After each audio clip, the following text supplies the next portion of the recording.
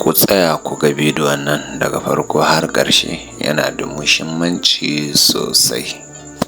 Wasu majiyoyi daga fadar shugaban ƙasa na nuni da cewa shugaban ƙasa Bola Ahmed Tinubu na shirin maye gurbin mataimakin sa Kashim Shettima da tsohon gwamnan Kano kuma jagoran jam'iyyar NNPP Dr. Rabi Musa Kwankwaso a matsayin ɗan takarar mataimakin shugaban ƙasa a zaben 2027. Majiyoyin sun bayyana cewa jagororin siyasar Tinubun na ƙoƙarin dawo da Kwankwaso cikin jam'iyyar APC domin karfafa samun nasarar tazarcen shugabancin Tinubun a 2027. Jaridar Business Day ta rawaito cewa Tuni Kwankwason ya gana da shugaban kasa Bola Tinubu kan wannan batu.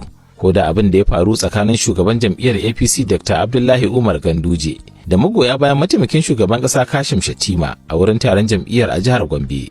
Jaridar ta ce na da alaka da kokarin dawo da Kwankwason cikin jam'iyyar ta APC. Duk da cewa Kwankwason ya kare a mataki na 4 a zaben shugaban kasa da aka yi a 2023. Amma tawagar ta Tinubu na ganin karfinsa a ƙasa zai taimaka wajen karfafa APC a yankin arewa maso yamma. Wannan sabon shiri na Tinubu dai ya ƙara ƙaimi ne daidai lokacin da manya-manyan jigajigan adawa irin su Atiku Abubakar na jam'iyyar PDP da Peter Obi na jam'iyyar LP ke ci gaba da tattaunawa kan kafa sabuwar jam'iyya wadda suka kira da All Democratic Alliance ko kuma ADA domin fuskantar Tinubu a zaben 2027. Ku tsaya ku ga bidiyon nan daga farko har ƙarshe, yana da muhimmanci sosai. Duka abin da muka ce da su shi suke yi. Amma shekara ta 2027 tsari ne wanda yake duk talakan da yake Najeriya yana da ra'ayi. Ba sai ka je ka gaya masa abin da zai ba. Ko dai ka sa masa wanda yake so je maka zaɓe ya yi zaɓe. Ko kuma ka sa kai naka abokin maƙiyinsa mutane ba za su je su yi zaɓe ba. Wannan shine yasa wannan zaben da aka yi Bola Tinubu ya ci da kuri'a miliyan 8. Buhari a baya ya sha faduwa da miliyan 12. Saboda mutane ba su fito sun yi zaɓe ba.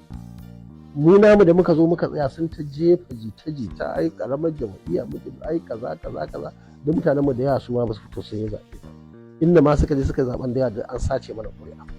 So duk waɗannan abubuwa ne waɗanda suke ɗora arewa akan maganar ƙarya wacce take ba za ta taimaki arewa ba, kuma in ba canjawa suka yi ba suka rinka zama ana kiran mutane waɗanda su kullum suke magana Allah da ma'aikinsa da a yi addini a yi kaza da gaya musu ƙarya su tafi da yawa da suka fito suka gaya mun suka ware waje suna cewa to shi Kwankwaso ya fara shekara 4 mana saboda me shi zai fara shekara 4.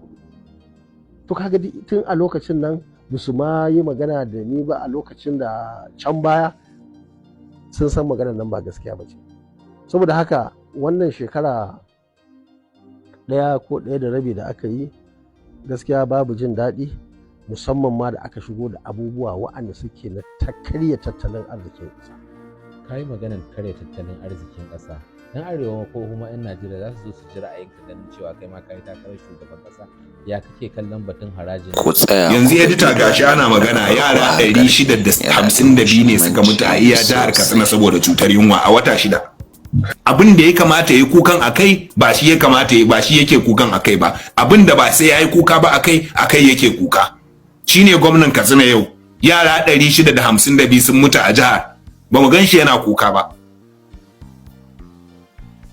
Kuma ba wai cuta ce ta kashe su ba, yunwa ce ta kashe su. Shi 'ya'yan shi suna nan sun yi bulbul a gidan gwamnati. Ai mun gan shi yana kuka akan tsohon shugaban kasa ko? Kuma ba mu ce kar yayi kuka akan tsohon shugaban kasa ba, amma tsohon shugaban kasa da ba shi da lafiya aka kawo shi London yayi jinya ya rasu. Shine gobe kiyama Allah zai tambayi gwamnan Katsina akan shi ko yara 652 da suka mutu dalilin yunwa a jihar tasa lokacin yana gwamna. Amma akan wanne yake kuka? Wannan wato kungiyar likitoci masu na ƙasa da ƙasa din nan Medicine Sans Frontier, Doctors Without Borders su ne suka fidda wannan kididdigar cewa wata 6 na farkon shekarar nan a iya Katsina yara 652 ne suka mutu a dalilin cutar yunwa. Kuma suna magana cewa a yanzu haka akwai 'yan Najeriya miliyan 31 suna fama da mummunar cutar yunwa. Yes. Kadija lokacin da gwamnatin Tinubu ta kawo polisin nan da ya ninka farashin abinci mun zo nan ba irin maganar da bamu yi ba cewa fa za a mutu. Sosai kuwa. Lokacin da matasa suka tashi suka ce za su yi zanga-zanga 1 ga watan Agusta, kusan shekara 1 kenan. Akwai wanda suka fito suka ce kar a yi zanga-zanga 'yan sanda za su harbi mutane. Muka ce abu na farko dai zanga-zanga haƙƙi ne na ɗan adam da kundin tsarin mulki ya bashi, kundin tsarin mulkin da ya mai da Tinubu shugaban ƙasa. Gaskiya ne. Saboda haka kamata ya kuyi kira ga masu zanga-zanga su yi zanga-zanga cikin lumana da tsari, sannan sai kuyi kira ga 'yan sanda kada su harbi masu zanga-zanga don haramun ne harban masu zanga-zanga. Suka ce a'a muka yi ta abin nan, suka zo aka ce an fita a Kano an harbi mutum 1 ko 2. Akwai malamin da edita ba zan kira sunan shi, babban malami ne. Na'am. Na kai wata 6 ina neman shi za mu yi magana, ina kiran shi a waya bai dauka ba, har ma na ji rashin lafiyan wani babba na kusa da shi na yi ta kira masa ya ji bai dauka ba. Na ji. Ranar da aka yi zanga-zanga sai ya kira ni a waya. Na'am. Muka gaisa sai ya ce min wai barista Bulama kun ga abin da kuka jawo ko? Na ce masa malam kamar ya abin da muka jawo, me na jawo ni kuma? Wai ai mun ce yara kada su fita zanga-zanga, ko kuka ce su fita, gashi sun je har an kashe mutum 3 ne ko 4 a Kano. Na ji. Lokacin da ake magana an yi kashe-kashe a Kano din nan. Haka. Sai na ce masa amma malam tun da yanzu zanga-zanga ta kau kuma gwamnati bata cire polisin nan ba. Na ce masa mu jira nan da wata 6, nan da shekara 1 ɗaruruwan yara za su mutu a arewa saboda iyayensu ba su iya ciyar da su ba. Na ji. Saboda me haka kawai aka yi shugaban kasa ya ce na cire tallafin man fetur, na cire tallafin naira, an rufe bodar Najeriya, suka ci gaba da wannan polisin ko da yake yanzu sun dan sassauta. Aka zo abinci yayi ta ninninkawa, kudin shigan mutane bai ninka ba.